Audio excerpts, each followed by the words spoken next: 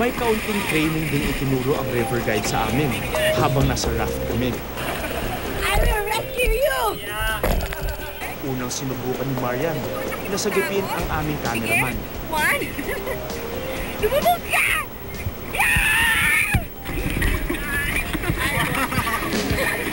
Nakan? Grabe! Ang bigat mo!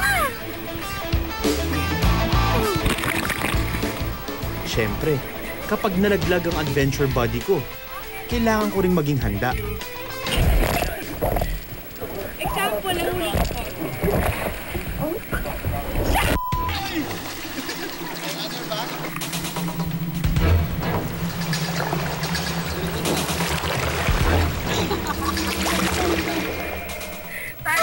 Parang matsalita.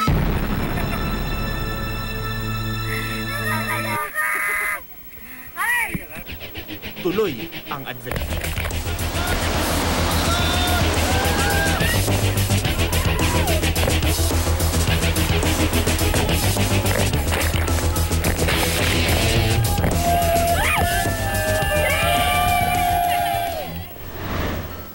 May mga bahagi rin ang Davao River kung saan nagiging kalmado ang tubig. Pero matapos ang ilang segundo, ibang klaseng adventure muli ang naghihintay.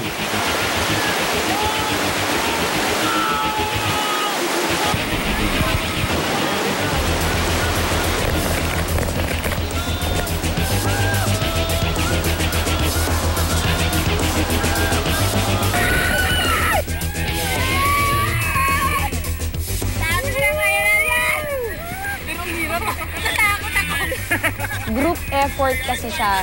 So madami kami dyan. Tapos pag sinabi nung nag-command sa amin na, easy lang. Pag medyo malaki na yung alon, mag-hard na kami. So yung hindi maiwasan na umikot-ikot kami. Banggaan kami. Since ako yung nasa unahan, ako yung palaging natatamaan ng tubig. So nakakatuwa yung experience. Parang ang saya-saya lang. Si Marian kasi nung simula lang siya kabado, nakita ko na nag-enjoy na siya, na na-excite na rin siya, nandun na yung adrenaline niya, tapos talagang nakingiti siya the whole time. Kaya naramdaman ko na in-enjoy talaga niya yung whitewater adventure na yun.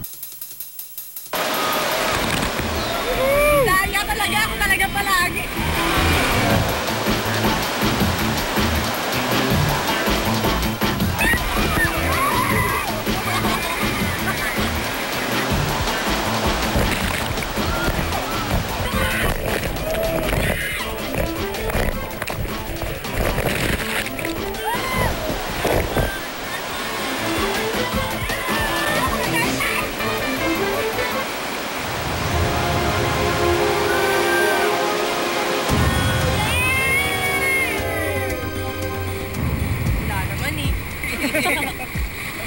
Wala naman.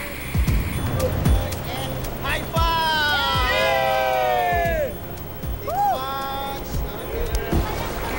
Thank you.